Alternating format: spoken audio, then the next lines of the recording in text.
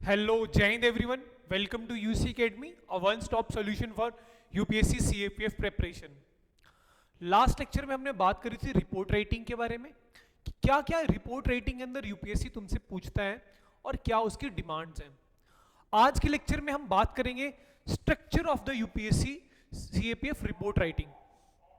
कि report writing जो तुमसे टॉपिक दिए जाते हैं, एक इवेंट, एक सिचुएशन, एक इंसिडेंट तुम्हें दिया जाता है, तो तुम्हें किस हिसाब से उसके ऊपर एक स्ट्रक्चर लिखना चाहिए। मैंने खुद सीएपीएफ दिया हुआ है, 3 बार क्लियर किया हुआ है, तो मैं तुम्हें एक अच्छी इंफॉर्मेशन दे सकता हूं कि क्या चीजें तुम्हें गाइडलाइन फॉलो अप करनी चाहिए। उससे क्या फायदा होगा, उससे तुम एक अच्छा वेल स्ट्रक्चर्ड लिख पाओगे, तुम अच्छे मार्क्स सिक्योर कर पाओगे और सिलेक्शन इंश्योर कर पाओगे। तो उसी के बारे में बात करते हैं। देखो रिपोर्ट राइटिंग में क्या होता है। देखो रिपोर्ट राइटिंग में तुम्हारा एक टाइटल होता है। टाइटल से क्या मतलब है तुम्हारा। अब देखो, जैसे मानो तुम्हारा ये है, टाइटल क्या है, rapid growth of old age homes in India.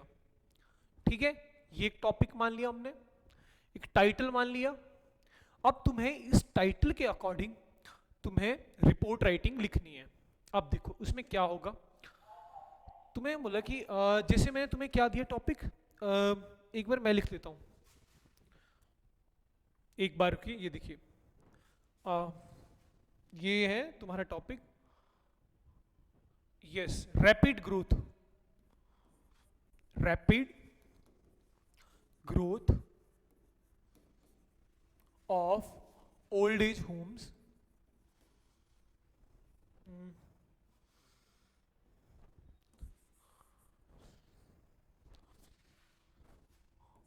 Of old age homes in India.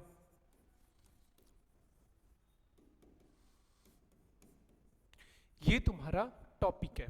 अच्छा, अब तुमसे क्या चीजें मैं यहां पे डिमांड कर रहा हूं स्ट्रक्चर में। अब देखो तुम्हें टॉपिक क्या दिया है, rapid growth of old age homes in India, मतलब कि इंडिया में ओल्ड एज होम्स बढ़ रहे हैं।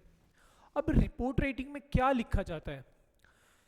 देखो रिपोर्ट राइटिंग में तुम्हारे लिए सबसे पहली बात आती है कि उसको तुम कैसे फेस करते हो, कैसे तुम्हें उसको रिप्रेजेंट करना होता है। तो पहली बात आती है रिप्रेजेंटेशन। तो देखो रिप्रेजेंटेशन करने के लिए जो मेरा एक स्ट्रक्चर है मैं तुम्हें वो बताता हूं। देखो ये तुम्हारी यूपीएससी की शीट रहेगी ऐसे, और यहां पे तुम्हारे मार्जिन्स बने होंगे। मैं मार्जिन्स को अलग कलर से बनाता हूं ताकि तुम्हें क्लैरिटी रहे। ठीक है, जैसे मानो ये हम ब्लैक से लगा देते हैं मार्जिन्स, ये तुम्हारे मार्जिन्स हैं। अब मैं ब्लू पेन से लिख रहा हूं तो ये आ जाएगा मेरा टॉपिक। ठीक है, ये ध्यान रखेंगे, ये टॉपिक रहेगा तुम्हारा ऐसे।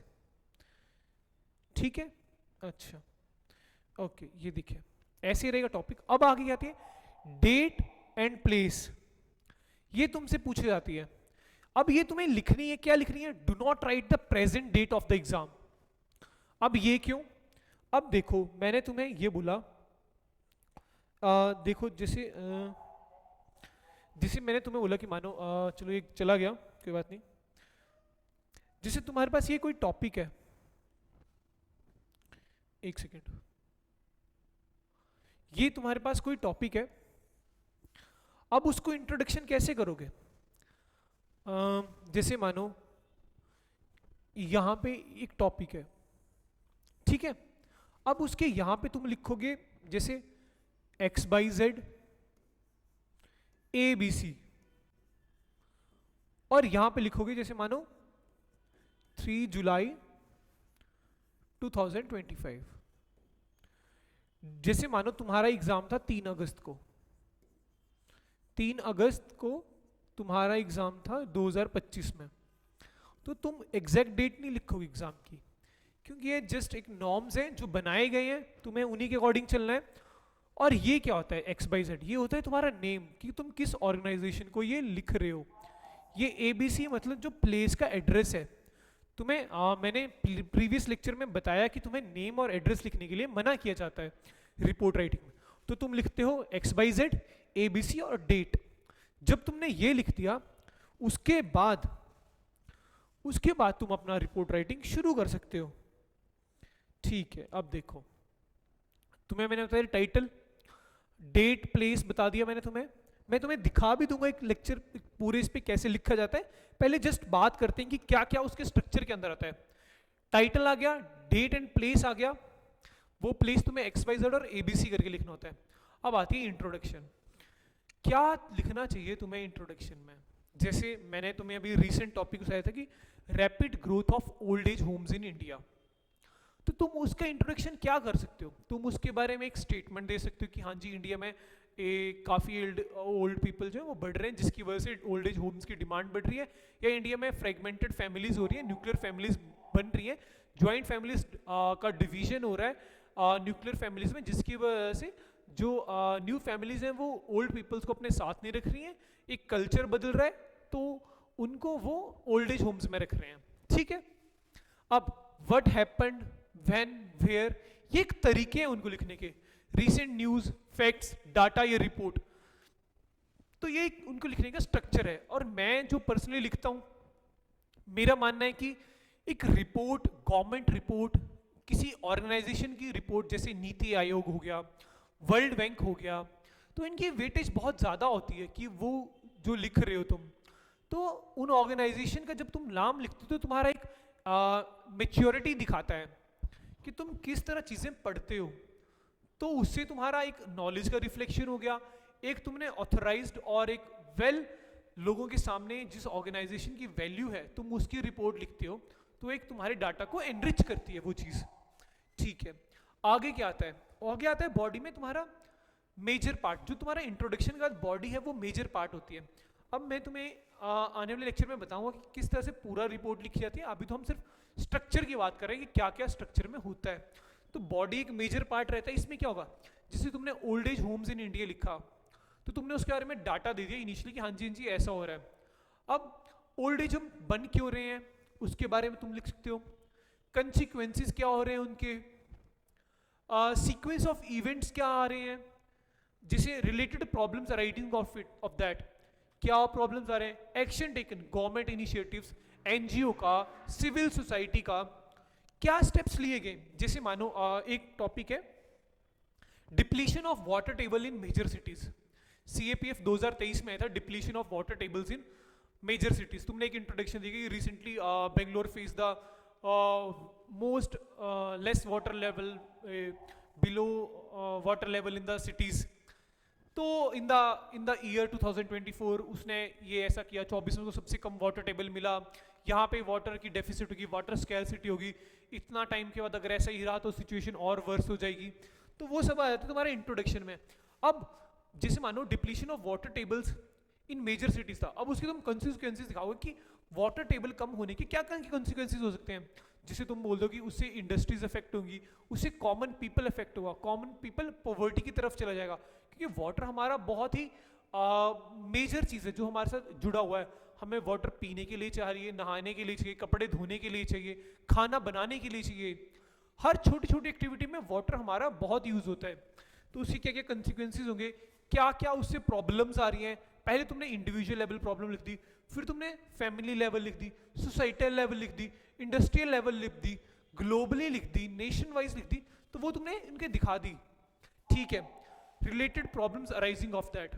अब उससे और क्या क्या नई प्रॉब्लम जो मैंने तुम्हें बताया वो पैटर्न, एक्शन टेकन्स, गवर्नमेंट ने क्या एक्शन लिए। जैसे अभी तुम देखोगे कि टीना डाबी जी हैं, उन्होंने बाड़मेर में वाटर स्कैरसिटी थी तो उसमें वाटर अपलिफ्टमेंट में रेन वाटर हार्वेस्टिंग करवाई, जो ऑलरेडी एग्जिस्टिंग तुम्हारी लेक्स थी उनको रिवाइव कराया, जो तुम्हारे कुएं थे उनको रिवाइव करवाया, तो वो सब चीज़ें करी। अब एनजीओज और सिविल सोसाइटी का उसमें क्या क्या पार्ट रहा वो सब तुम दिखा सकते हो। फिर आगे तुम्हारा अगला स्ट्रक्चर में आता है रिकमेंडेशंस, कि क्या क्या किसी ऑर्गेनाइजेशन ने रिकमेंडेशंस दी।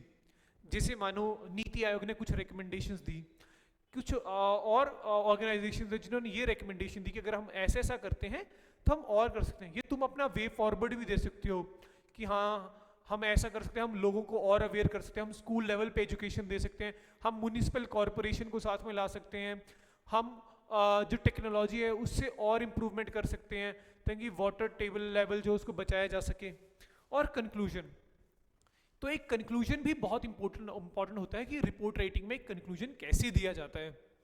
उससे क्या होगा कि तुम अच्छा कंक्लूजन दोगे, हाँ जी तुमने एक अच्छी इंट्रोडक्शन दी, तुमने उसकी सीक्वेंस ऑफ इवेंट्स बताया, क्या गवर्नमेंट ने स्टेप्स लिए, और तुमने एक कंक्लूजन भी करा कि by ensuring this we will able to achieve our sustainable development goals. तो इनके ऊपर हम और बात करेंगे कंक्लूजन किस किस तरह के हो सकते हैं। ठीक है, तो ये हमारा स्ट्रक्चर राइटिंग रहा।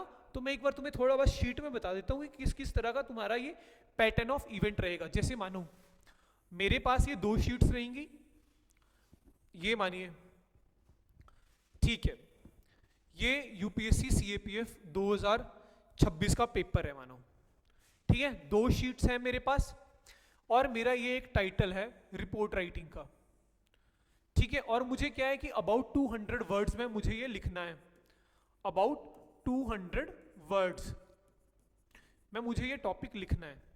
अब एक दो चीजें और बना देता हूं, जैसे यहां पे आएंगे मार्जिन्स, कि मुझे ये मार्जिन्स ब्रीच नहीं करने हैं। ओके, ये देखिए ये आगे मार्जिन्स, अब मुझे इन्हीं के बीच में लिखना है, तो मेरा यहां पे आएगा इंट्रोडक्शन 30 वर्ड्स या 35-40 वर्ड्स के बीच में, यहां पे आएगा मेरा बॉडी, यहां से शुरू होगा, स्मॉल स्मॉल पैराग्राफ्स कंसिक्वेंसेस होंगे, फिर अगला कंसिक्वेंसेस यहां से आ जाएगा, ये हो गया, फिर मेरी आगे बात आएगी गवर्नमेंट स्टेप्स, हाँ ये हमने लिया, हमने ये सिविल सोसाइटी के साथ में आए, फिर हमारी आएंगी रिकमेंडेशंस कि किसी कमेटी ने क्या रिकमेंडेशंस दी, थोड़ा सा वे फॉरवर्ड, और साथ में यहां पे कंक्लूजन, और यहां पे खत्म। अब मैं इसमें एक चीज और क्या करता था जो मैं तुम्हें अभी बताता हूं, जैसे मानो ये तो हो गया, मैं क्या करता था कि मैं इस सारी चीज को एक बॉक्स के अंदर बना देता था,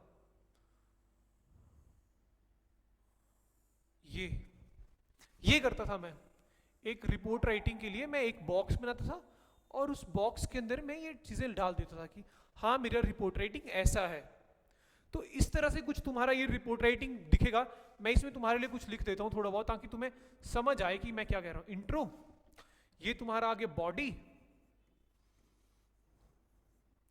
ठीक है, और यहां पे तुम्हारे आगे गवर्नमेंट इनिशिएटिव्स, ये ठीक है, ये आ गया तुम्हारी रिकमेंडेशंस, ठीक है, ये आ गया तुम्हारा कंक्लूजन। तो देख रहे हो, तुमने इंट्रो दे दी और ये आएगा तुम्हारा टॉपिक। दिस इज तुम्हारा कि तुम्हारा जो रिपोर्ट राइटिंग है वो कुछ ऐसा दिखेगा, टॉपिक आ गया, इंट्रोडक्शन आ गया, बॉडी आ गया, गवर्नमेंट इनिशिएटिव्स आ गए, रिकमेंडेशन आ गए, कंक्लूजन आ गए, अबाउट 200 हो गया, डन। ये तुम्हारा स्ट्रक्चर रहेगा। तो आज के लेक्चर में हमने बात करी कि स्ट्रक्चर ऑफ रिपोर्ट राइटिंग क्या रहेगा। ठीक है, थैंक यू एवरीवन। अगले लेक्चर में बात करेंगे कि किस तरह का हम इंट्रोडक्शन लिख पाएंगे। Thank you.